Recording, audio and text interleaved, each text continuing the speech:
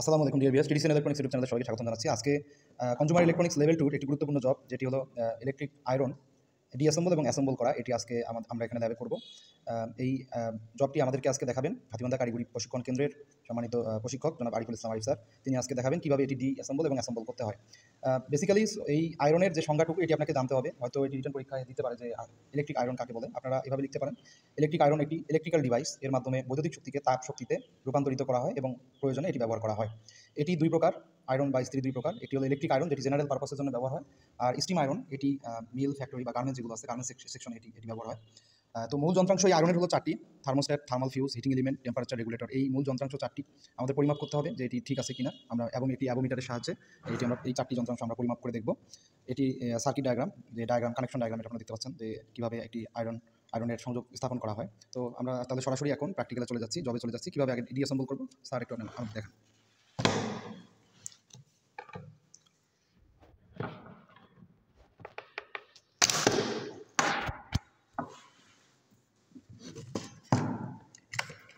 প্রথমে এই back side এটা খুলে নিতে হবে। এটি আপনারা দেখতে পাচ্ছেন যে একটি লক সিস্টেম আছে, পুশ লক। এটি চাপ দিলেই খুলে যায়। এই যে এই দুটো অংশে এই লকটি লাগানো থাকে, একটু চাপ দিলেই এটা খুলে যাবে।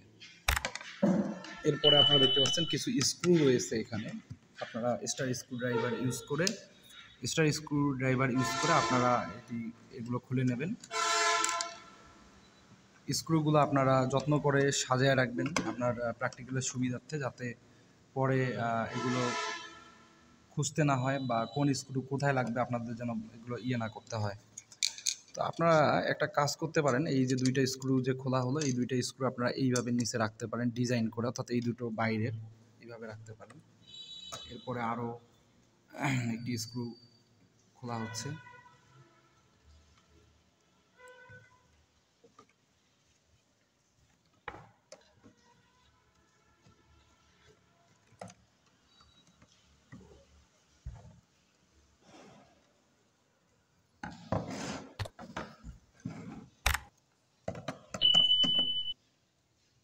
এরপর স্টার স্ক্রু দিয়ে এখানে একটু হালকা করে চাপ দিলেই এই উপরের পার্টটা খুলে আসবে। এভাবে উপরের পার্টটা আপনারা খুলবেন। উপরের যে ব্যাক কভার, আরেকটি ব্যাক কভার রয়েছে উপরে, যেখানে ইন্ডিকেটর এলইডিটা জ্বলে।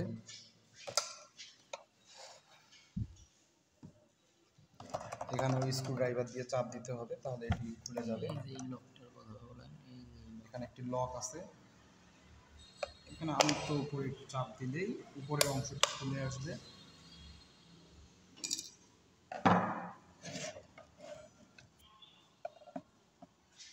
খুলে আসার পর এখানে একটি স্ক্রু দেখতে পাচ্ছেন আপনারা, এই স্ক্রুটি এখন খুলতে হবে।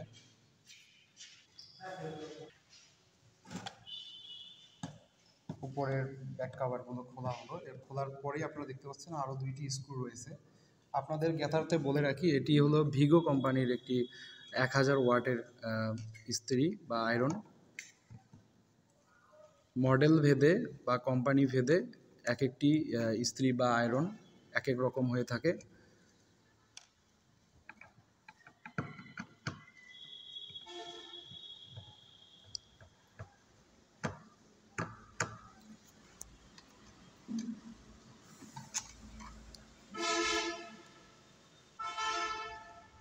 স্ক্রুগুলো খোলা শেষে আমাদের উপরের যে কাভার, এটি আমাদের খোলা হয়ে গেল।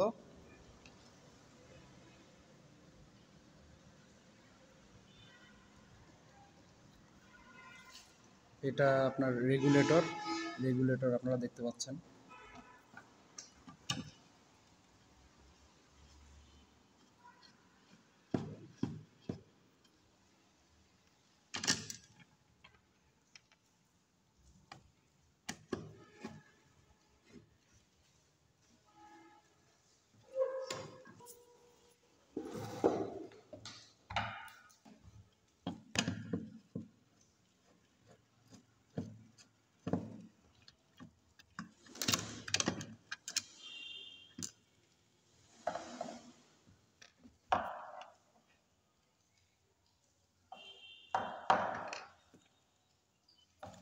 আপনাদের বারবার একটা কথা আমরা বলে থাকি যে আপনারা যখন এটা ডিঅ্যাসেম্বল করবেন, স্ক্রুগুলো অত্যন্ত সাবধানতার সহিত রাখবেন এবং মনে রাখবেন যে কোন স্ক্রুটি কোথা থেকে আমি খুলেছি।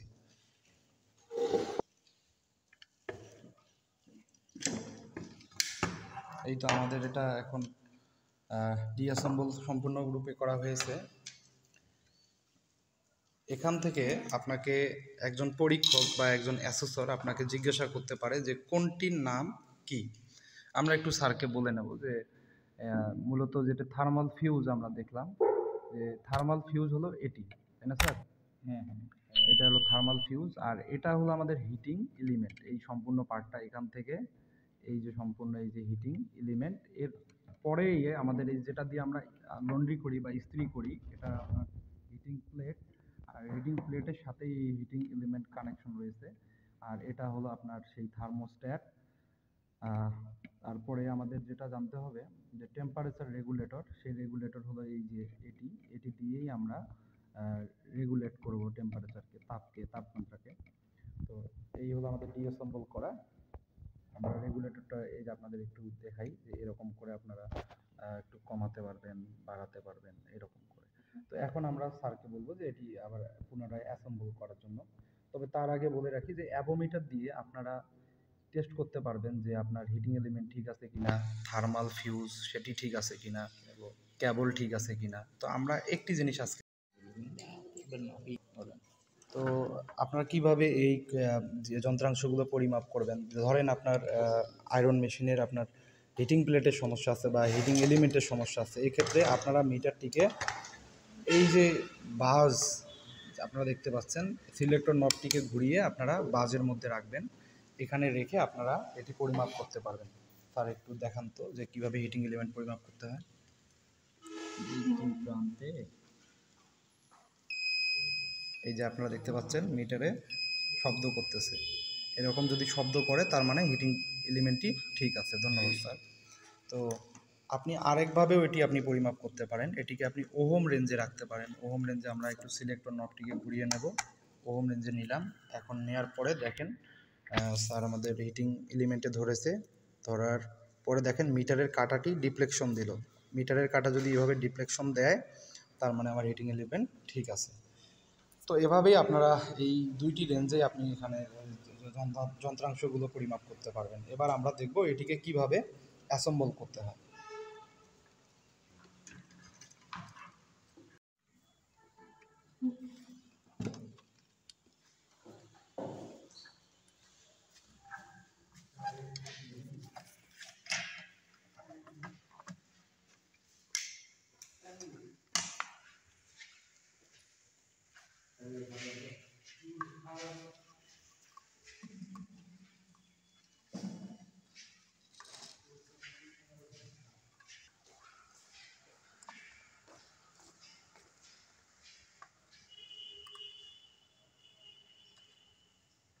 কি করে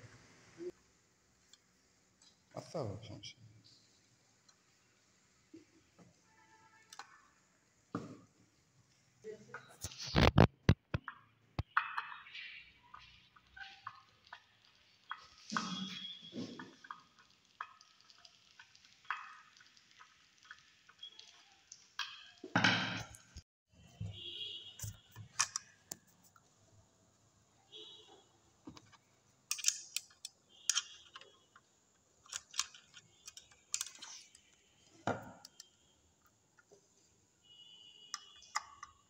এই বার্তাটা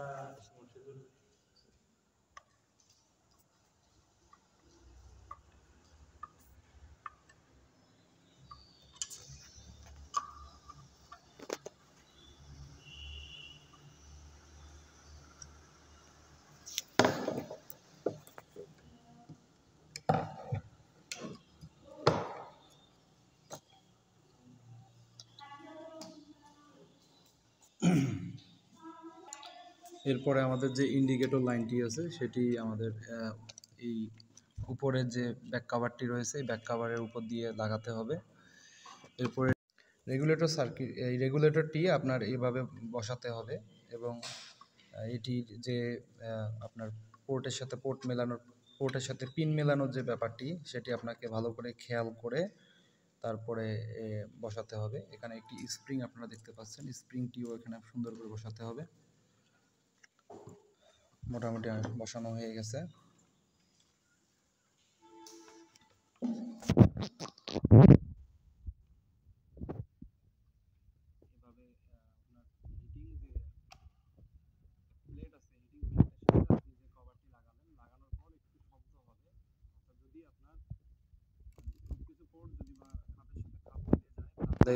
একটু শব্দ হবে, হালকা শব্দ হবে এবং আপনি রেগুলেটর ঘুরে বুঝতে পারবেন যে আপনার লেগেছে কিনা। এই দেখেন শব্দ হচ্ছে একটা, তার মানে আপনার এটি ভালো করেই লেগেছে।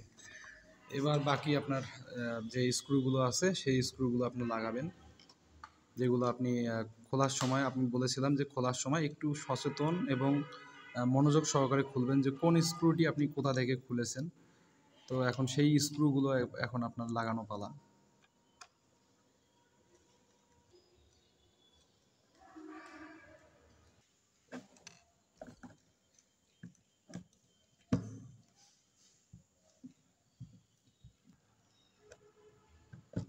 এটা আজকে অবশ্য